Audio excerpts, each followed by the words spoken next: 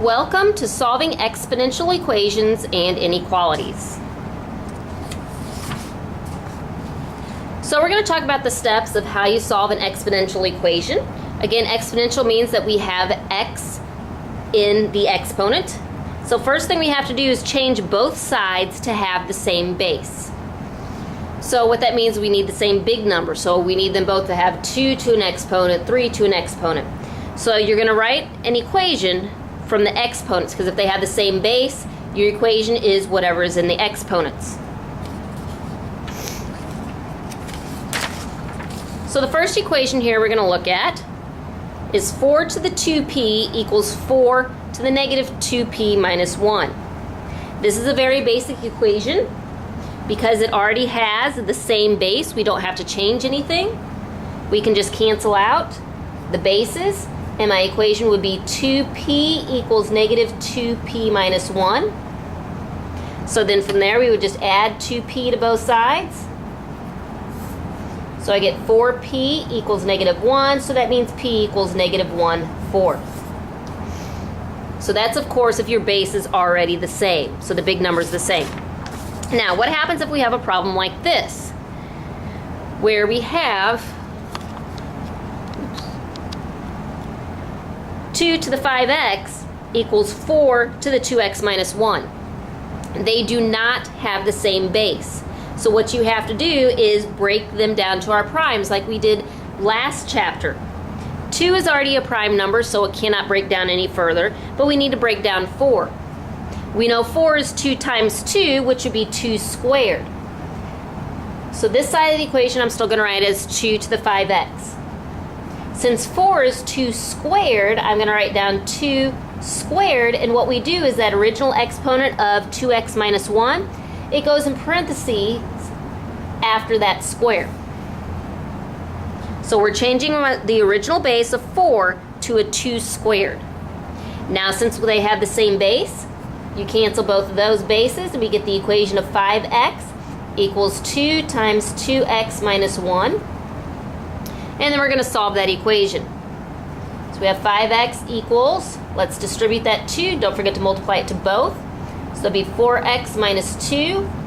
Subtract the 4x from both sides. So that gives you x equals negative 2. And that's your final answer. Our next problem,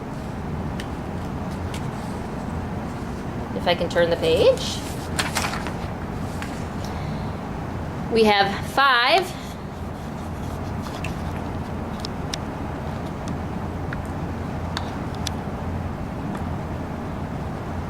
to the 3 minus 2x is greater than 1 over 625. Well, again, I know that 5 is prime, so I can't break it down any further. And 625 I don't know off the top of my head, so we can go ahead and make a tree as we did before. Well, I know 5 obviously goes into it because it ends with a 5. So 625 divided by 5 would give me 125. So then 125, I know 5 will go into that. Gives me 25, and so that breaks down into 2 5s. So I know 625 breaks down into 4 5s. Now remember, because it's 1 over 625, that's going to give me a negative exponent. So it's going to be 5 to the 3 minus 2x, and then we have greater than 5 to the negative 4. Now if that did have a variable after it in the exponent, it would just be negative 4, and then again have the old exponent in parentheses after the new one. So now since we have the same base, I can mark it off. It does not matter that this is an inequality. You will solve it the same way. It would be 3 minus 2x is greater than negative 4. So we subtract 3 from both sides. You get negative 2x is greater than negative 7. Divide both sides by a negative 2. Remember, when in an inequality, if you divide by a negative, you have to flip it, so it becomes less than, and then just 7 over 2. And that's your answer. And that's all we're going to talk about with, oh, wait, one more example. I apologize. We have one more example here. Let me zoom out.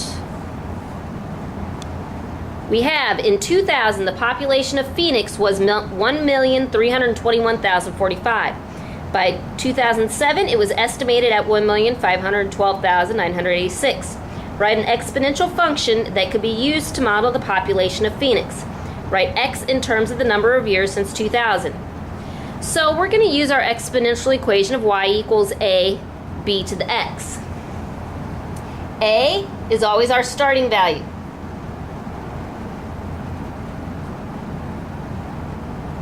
The x is going to stay as our exponent. Your b then is going to be how much it increases each year.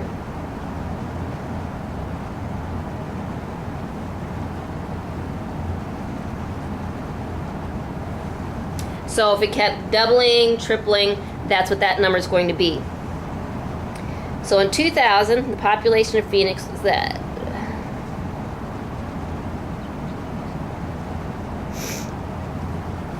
So we're still going to start with y equals, and then our starting value here